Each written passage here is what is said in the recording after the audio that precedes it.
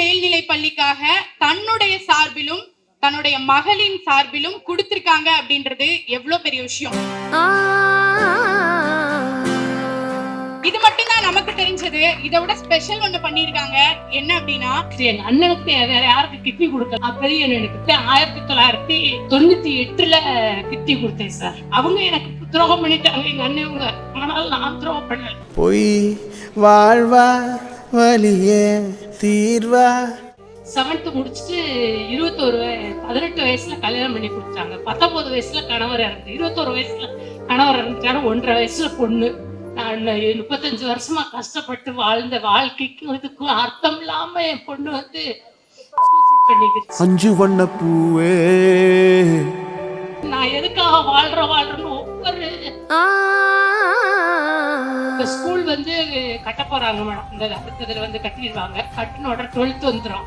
அப்ப அந்த ஸ்கூல்ல படிக்கிற எல்லா பிள்ளைங்களும் பாருங்களேன், ஏதோ ஒரு இடத்துல உங்களை மாதிரி ஒரு அதிகாரியா ஒரு இடத்துல வந்து உட்காரும் போது வந்து நீண்ட இடத்துல வந்து ஸ்கூல்ல படிச்சுட்டு நாங்க வந்து உட்காந்து சொல்லுவாங்க பாருங்க.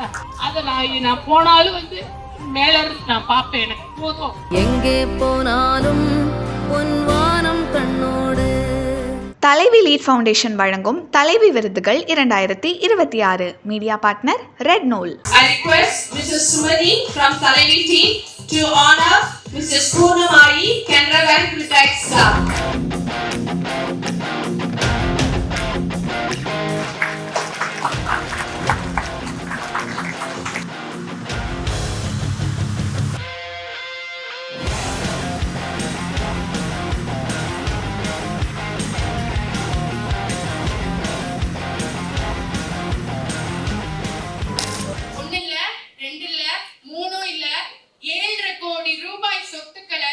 கொடிக்குளம் அரசு மேல்நிலை பள்ளிக்காக தன்னுடைய சார்பிலும் தன்னுடைய மகளின் சார்பிலும் கொடுத்திருக்காங்க அப்படின்றது எவ்வளவு பெரிய விஷயம். பெரிய விஷயமா இல்லையா? எனக்கெல்லாம் பெரிய விஷயம். கைத்தட்டல நினைக்கிறேன். பெரிய விஷயம் இல்லையா? ரொம்ப பெரிய விஷயம். இது மட்டும் தான் நமக்கு தெரிஞ்சது. இதை விட ஸ்பெஷல் ஒண்ணு பண்ணிருக்காங்க. என்ன அப்படின்னா, அவங்களோட நெருங்கிய சொந்தக்காரர் ஒருத்தர் ஒரு கிட்னி வந்து தேவைப்படுது அவங்களுக்கு, அவர் டிரான்ஸ்பிளான்ட் பண்றதுக்கு இல்ல சம்திங் அவங்க நிறைய ட்ரை பண்ணியிருப்பாங்க. கண்டிப்பா கிட்னி டிரான்ஸ்பிளான்டேஷன் அப்படின்றது எவ்வளவு பெரிய விஷயம்னு எல்லாருக்குமே தெரியும். ஒரு உடம்புல இருந்து இன்னொரு உடம்புக்கு ஒரு உறுப்பை மாற்றுவது அப்படின்றது பெரிய விஷயம். அதை பண்றதுக்கு அவங்க நிறைய இடங்கள்ல ட்ரை பண்ணி கிடைக்காத போது அம்மா கிட்ட பேசியிருக்காங்க. அம்மா யோசிக்கவே இல்லை. ஒரு தாய் தன்னுடைய குழந்தைக்கு கொடுக்கலாம், தன்னுடைய கணவனுக்கு கொடுக்கலாம், தன்னுடைய உறவினருக்கு கொடுப்பது அப்படின்றது எவ்வளவு பெரிய மகத்தான செயல். அந்த மகத்தான செயலை செஞ்சுட்டு என்னை யாருமே பாராட்டாதீங்க, என்னுடைய இந்த இதுக்கெல்லாம் பாராட்டு தேவையில்ல. நான் இந்த உலகத்தை விட்டு போகும்போது என் கையில எந்த பொருளும் உடைமைகளும் எனக்கென்று இருக்கக்கூடாது. அனைத்தையும் நான் தானமாகவோ யாருக்கோ தேவைப்படுறவங்களுக்கு நான் கொடுக்கணும்னு சொல்ற ஈகை உள்ளம் கொண்ட ஒரு தாயுள்ளம் தான் நம்ம பூர்ணமம்மாள். அவங்களுக்கு நாம ஒரு பெரிய பெரிய கைத்தட்டல கொடுத்துடலாம். ஓகேவா? அம்மா கிட்ட ஒரு 2-3 வார்த்தைகள் பேசலாம்.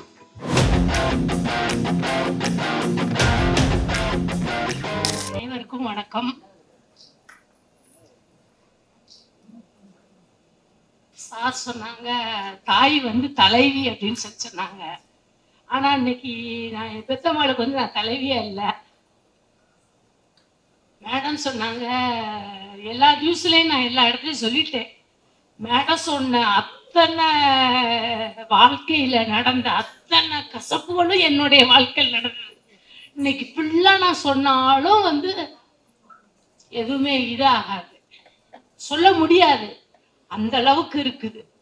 மேடம் சொன்னாங்க இல்லைங்களா, அவங்க நான் 5ஆம் வகுப்பு வரைக்கும் தான் சார் படித்தேன்.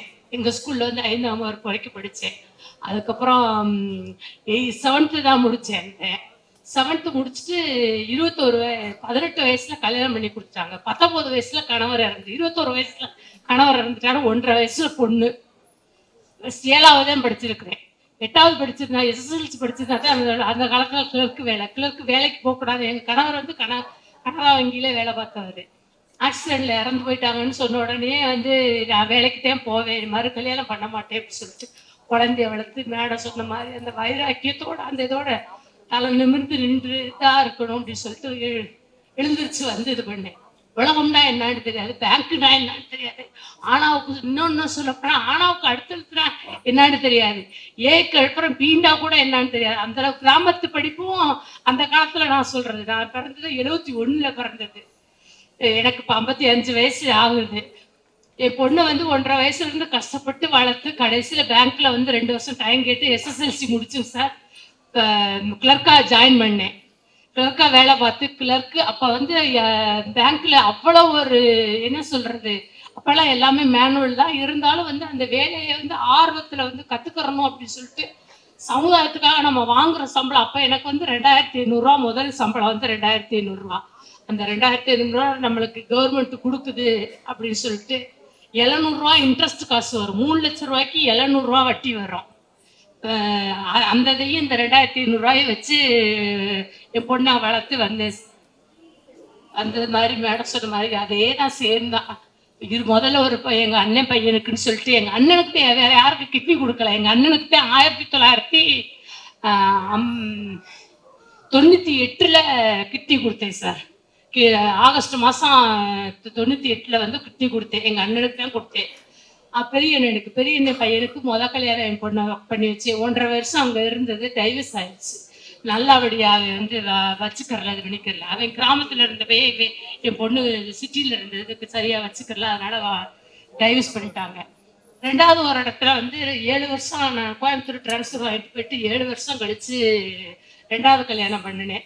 2வது கல்யாணம் பண்ணி அவன் தான் வந்து இந்த அளவுக்கு இது பண்ணி மேடம் சொல்றது மாதிரி அந்த உணர்ந்தவங்களுக்கு தான் வழி, அந்த சொல்றாங்க பாருங்க, அது அந்த உயிர் எப்படி போயிருக்குன்றது அந்த இறைவனுக்கு தான் தெரியும். அந்த துடிதுடிப்பு அந்த பெத்த தாய்க்கு தான் தெரியும். ஆனா யாருக்குமே இந்த மாதிரி நிலைமை வரவே கூடாது. நான் அதான் சொல்றேன், எதிரிக்கு கூட வரக்கூடாது இறைவா அப்படின்ட்டு சொல்றேன்.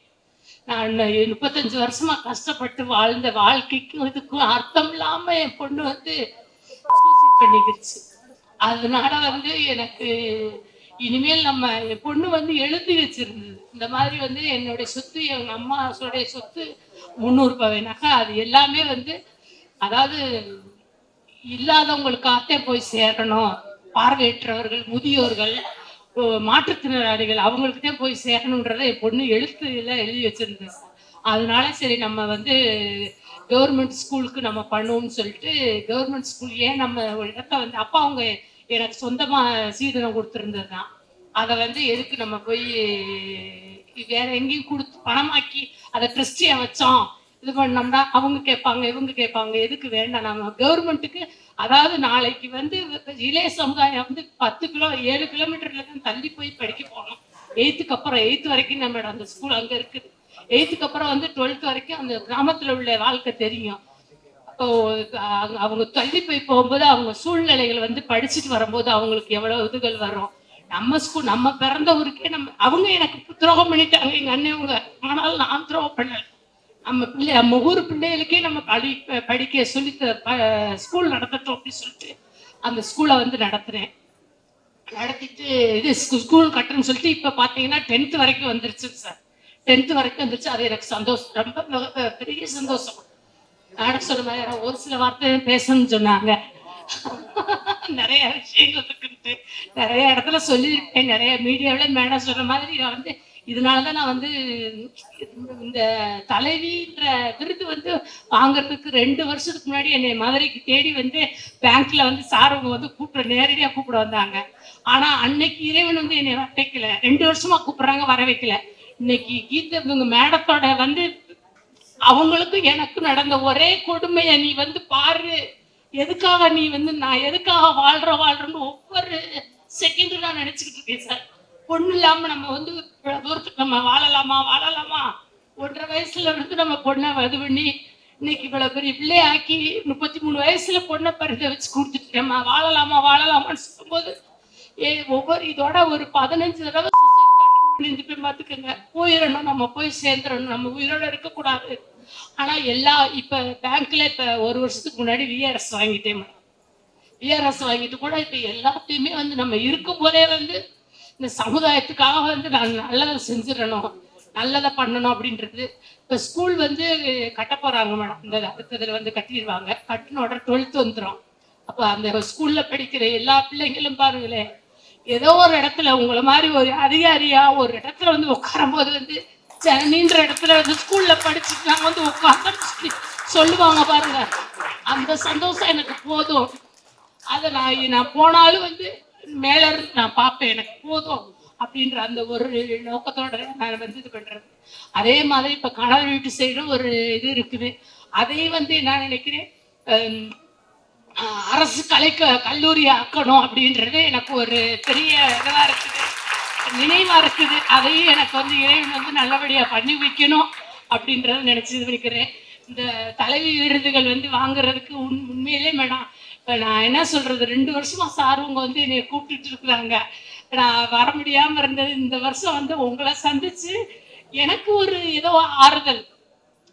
அதாவது அந்த வழி உள்ளவங்களுக்கு அந்த வழியை பத்தி தெரியும். அதனால வந்து என்ன சொல்றது, நீங்க பேசும் போதெல்லாம் வந்து என்னால அப்படியே எச்சி கூட முழுங்க முடியல பார்த்துக்கோங்க. அவ்வளவு ஒரு தொண்டை அடைக்குன்னு சொல்றாங்கல்ல, அந்த அளவுக்கு துக்கம் வந்து தொண்டை அடைச்சிருக்கிறது. அப்ப அந்த அதுவும் அது ஒரே சேம் இது மாதிரி இருக்கும்போது வந்து இப்பயும் ஒவ்வொரு நிமிஷம் பொண்ணை பத்தி நினைச்சுன்னா வந்து சரி அப்படி என்ன சொல்றது சொல்லிட்டு வாழ்ந்துட்டே இருக்கிறேன். இருக்கிறதுக்கு நல்லதை செய்யணும், நல்லதை பண்ணணும். அதனால எல்லாத்துட்டும் ஒரு சின்ன ரெக்வஸ்ட் என்ன கேக்குதுன்னா வந்து ஒவ்வொருத்தரும் வந்து தன்னால முடிஞ்ச ஒவ்வொரு செயல்களை தன்னால ஒரு சின்ன சின்ன உதவினால வந்து செய்யணும், இது பண்ணணும் அப்படின்றத நான் வந்து கேட்டுக்கிறேன். இது தலைவி விருது கொடுக்க என்னை அழைச்சு Prabhu sir, Senthil sir, Manikandan sir, இவங்க எல்லா பேருக்கும் ரொம்ப நன்றி. இந்த தலைவி குழு அத்தனை மகளிர் அத்தனை பேருக்கு வந்து ரொம்ப நன்றி நன்றி நன்றிப்பா. தேங்க்யூப்பா.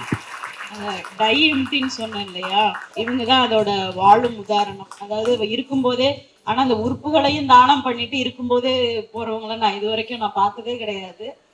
இந்த தாய் இருக்கிற மேடையில நானும் இருக்கேங்கிறதே எனக்கு பெருமையான விஷயம்.